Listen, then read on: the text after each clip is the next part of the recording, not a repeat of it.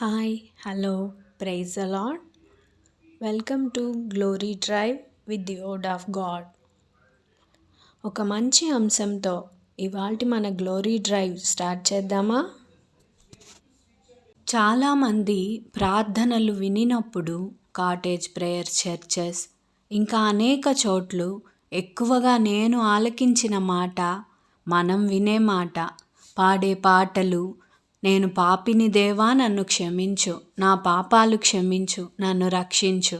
అవును కదండి. మీరే కాదు, నేను దేవునిలో హాఫ్ నాలెడ్జ్తో ఉన్నప్పుడు ఇలాగే పాడేదాన్ని, ఇలాగే ప్రార్థన చేసేదాన్ని. కానీ ఇప్పుడు అలా కాదు. ఎందుకంటే దేవుని పట్ల నా జ్ఞానాన్ని బైబిల్ చదివి ధ్యానించి ప్రార్థించి ఎంతో పెంచుకున్నాను. అప్పుడు తెలిసింది నాకు, నేను పాపిని కాదు, నాతో పాటు మీరు కూడా పాపులు కాదండి. ఏంటి ఈ సహోదరి ఇలా చెప్తుందని అనుకోకండి. ఒకవేళ మీరు కూడా ఇలాగే ప్రార్థన చేస్తుంటే ఆ ప్రార్థన ఆపండి. తొందరపడకండి, ఎందుకంటే వివరణ బైబిల్ నుంచే చూద్దాం. హెబ్రీయులకు రాసిన పత్రిక 10వ అధ్యాయం 17వ వచనం. వారి పాపములను వారి అక్రమములను ఇకను ఎన్నటికిని జ్ఞాపకం చేసుకొనను అని ప్రభు చెప్పుచున్నారు. వాక్యాన్ని ఆధారంగా చేసుకొని చూస్తే దేవుడు నీవు చేసే ప్రస్తుతం, పూర్వం, రానున్న కాలంలో ఏ పాపాన్ని జ్ఞాపకం చేసుకొనను అని స్పష్టంగా చెప్తున్నారు. ఎందుకలా చెప్పారో ఒకసారి వాక్యం చూడండి. హెబ్రీయులకు రాసిన పత్రిక 8వ అధ్యాయం 12వ వచనం. నేను వారి దోషముల విషయమై దయ కలిగి వారి పాపములను ఇకను ఎన్నడూనూ జ్ఞాపకం చేసుకొననని ప్రభు సెలవిచ్చుచున్నాడు. నువ్వు చేసే తప్పులు, అబద్ధాలు కావచ్చు, తాగుడు, తిరుగుడు, అనేకమైన విషయాలు నీ మనస్సులో సాతాను పెట్టే ప్రోద్బలంతో చేస్తున్నావని, లేదా నీ పరిస్థితులు చెడు స్నేహాల సాంగత్యాలతో చేస్తావని దేవునికి ముందే తెలుసు. అందుకే మన పట్ల దయ కలిగి నేను గుర్తు చేసుకొనను అంటున్నారు. నువ్వు ఆయన బిడ్డవు కనుక తండ్రి నీ కాలమును ముందుగానే చూసి నువ్వు తప్పిపోకుండా నీ జీవితాన్ని పరిశుద్ధపరిచారు. కాబట్టి నువ్వు పాపివి కావు. ఇంత వాక్యం విన్న తర్వాత కూడా కొంచెం సందేహంలో ఉన్నారా? అవునండి. ఎందుకంటే బైబిల్లో మనం లోతుగా లేనప్పుడు మనకి వాక్యం ఎన్నిసార్లు విన్నా సందేహాలు చాలా వస్తాయి. అందుకే ఇంకొక ప్రూఫ్ చూపిస్తాను. హెబ్రీయులకు రాసిన పత్రిక 10వ అధ్యాయం 10వ వచనం. యేసుక్రీస్తు యొక్క శరీరము ఒక్కసారియే అర్పింపబడుట చేత ఆ చిత్తమును బట్టి మనము పరిశుద్ధపరచబడి ఉన్నాము.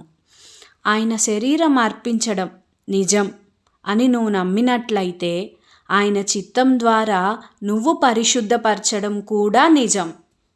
ఆయన అర్పణ ఎప్పుడో అర్పించి ఉండొచ్చు, కానీ ఆ అర్పణ నిన్ను తాత్కాలికంగా కాదు, సదాకాలం సంపూర్ణునిగా చేసింది. ఇది కూడా వాక్యంలో ఉందండి, నేను సొంతంగా చెప్పట్లేదు. హెబ్రీయులకు రాసిన పత్రిక 10వ అధ్యాయం 14వ వచనం. ఒక్క అర్పణ చేత ఈయన పరిశుద్ధపరచబడు వారిని సదాకాలము సంపూర్ణులుగా చేసి ఉన్నాడు. చూసారా?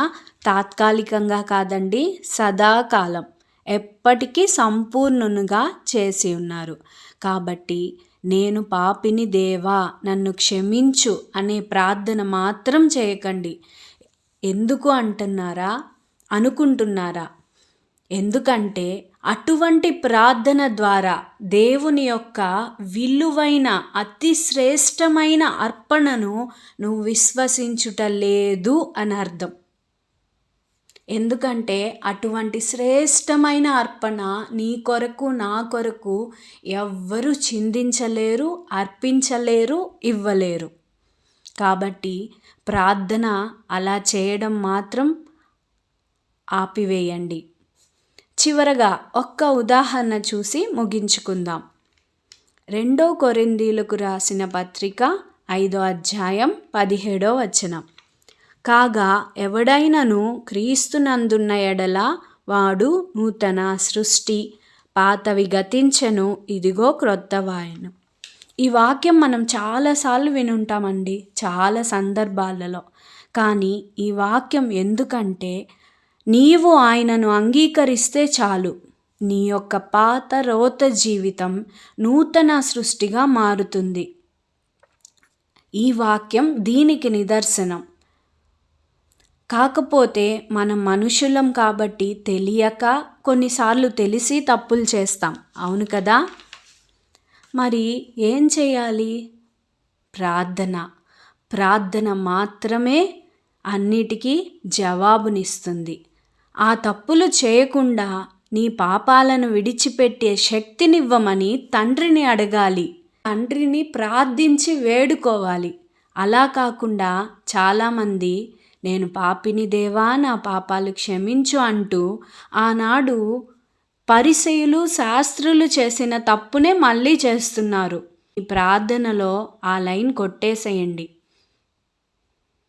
నా ప్రభువా, ఈ నూతన సృష్టి ఎప్పుడు పరిశుద్ధంగా ఉంచుకునే శక్తినివ్వమని అడగండి.